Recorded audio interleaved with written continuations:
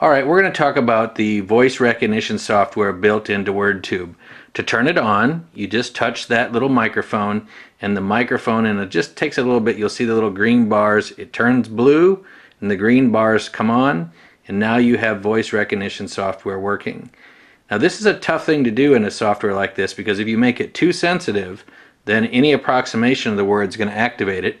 If you make it not sensitive enough, you have to say the word so many times or just a perfect environment.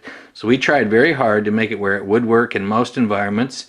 You do need to be in a quiet environment, and you are going to have to say sometimes, see like there it's going to get a false reading because I'm talking. That's going to happen because it's hearing us the whole time we're talking. And if you make it too sensitive, it activates too much. You make it too difficult, the kid can't make it work.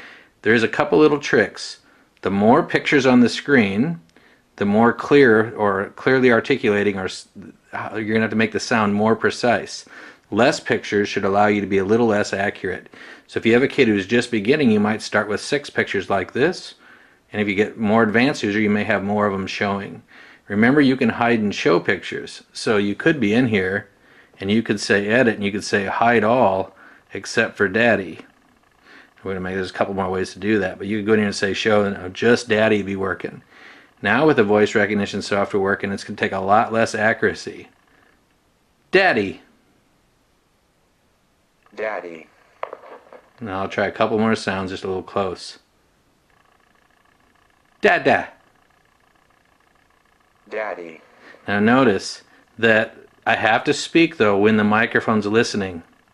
So now it's listening, it's green. Daddy. And of course it's going to get false positives because there's just nothing else up there for it to listen for.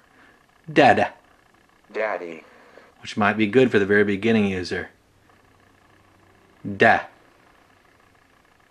Daddy. See, it's hearing all those.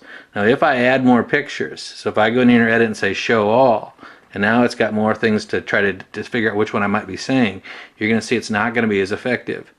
It might still get some of them. Da. Da. Da-da. Daddy. There's nothing else up there that even sounds close to da-da. Gotta wait for the mic to be ready. Again, it might take it a second. Speech recognition software, sometimes it's good, but it's never perfect. And we've worked very hard to make this one work. You might have to turn your mic off and on once in a while, but we've tried very hard to make it work well. Mommy. Mommy. You see you get an immediate, pretty quick reaction. Milk.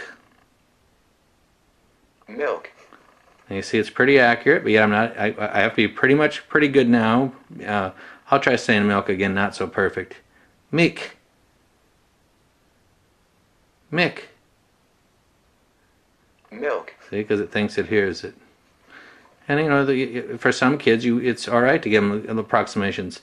Now, if you go to the whole 25, where you have 25 words showing, now your speech recognition software is going to be a lot more sensitive to hearing the wrong thing or getting the wrong thing. So now, if I say no and I don't say it clear, it might hear no's instead. Watch. No. No. It got it perfect. There's my dad.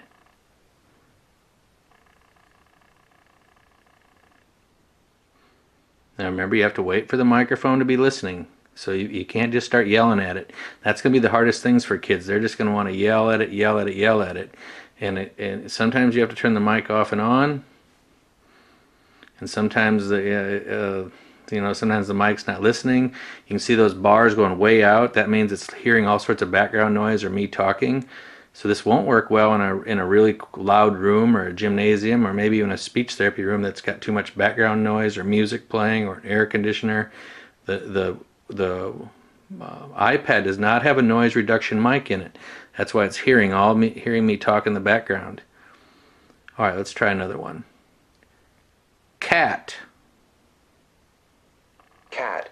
And see, words that are, if I start having trouble and I start noticing that no and no's were being heard, mistakenly by the machine, I can go in here and say edit, and I could touch the nose, or the no, and hide it. Now I'd have a lot more probability of having my my microphone work because they aren't so much alike. This can happen on vowels like go, no, things like that. The shoe and maybe to would be a bit trouble. So if you're working on artic therapy, you might not have sounds that are more contrasting to make it more easy for the kid to have success. And then as they have success, add words that are actually, you could go back in there and add a whole bunch of words that are very much alike. So here's how it works. You just have to turn the mic off and on. And every once in a while, I wish we could tell you 100% why, but sometimes just watch that mic. Sometimes you're going to have to turn it on again. And do know that it can't hear you until, it's sort of quiet for a second. Ball. Ball. And then it's going to work really well. But what it cares, DT, what it can't do is just hear you the whole time. See, right now it's not listening. Now it's starting to listen. Now I have to be quiet for just a second. Banana. Banana. And I think you'll see it works really well once you learn those few little tricks about waiting. And I know for some kids that's going to be very hard for some kids in artic therapy to sort of know to wait till the mic's at a certain spot. But you should be surprised how gifted children and people are in therapy. They'll sort of intuitively figure it out after a few times playing with it. I'm going to do a couple more for you. Book. I said book. Book. Book. See, it can be frustrating at times. But the one thing about therapy, remember, if a kid, as long as he's liking it and playing with it, and if he was to yell it 3 or 4 times, the second or third attempts may actually be very good artic therapy, because sometimes we overpronounce the first one, but then as we say it, we get sort of excited and we're kind of mad at it, and those extra hits or extra times we're saying it may be more natural and lead to generalization faster. Milk. I thought I should have heard that one. Baby. Baby. There's DT. And I'm quite a ways away from it because I'm recording. I think you'll have as good or better accuracy than I'm having. Dog. Dog.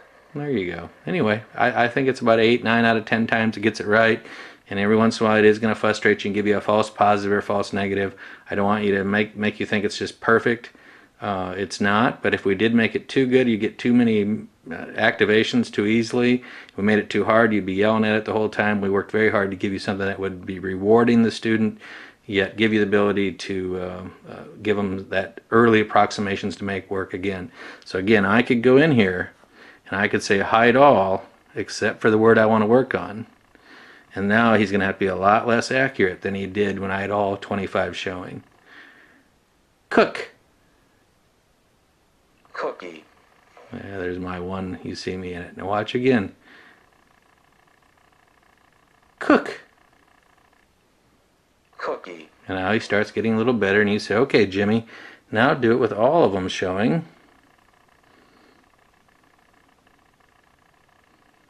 Whoops. Make a few more of them show.